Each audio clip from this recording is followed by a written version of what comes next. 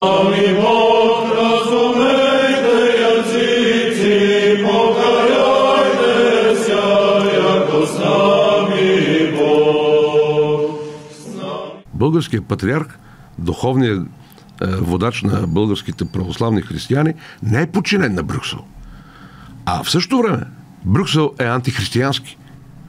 Факт, безспорен.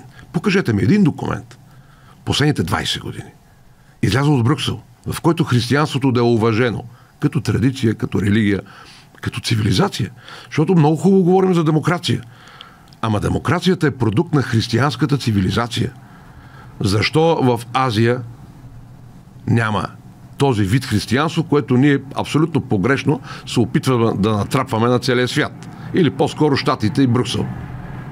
Защо в ислямския свят няма демокрация, а има в християнския свят? Демокрацията, такава каквато ние познаваме и я харесваме, е продукт на християнската цивилизация. Тя не е продукт на исляма, не е продукт на някакви безбожници, атеисти или на хиндуизма и на будизма. Нали така? Така че Брюксел е всъщност в грешка, а не българския патриарх. Така мисля аз. Един антихристиянски Брюксел за мен не е критерий по темата, като говорим за християнство, най-малкото което.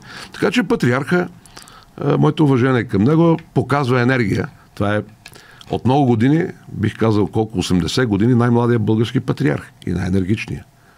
Видяхте, че и там се опитаха да се намесват кръгове, защото някои хора смятат, че и църквата трябва да е под контрол, както контролят всичко. Спортни клубове, бизнес, икономика, и църквата трябва да е под контрол и да им слугува. Слава Богу, че не се получи. Слава Богу, че не се получи.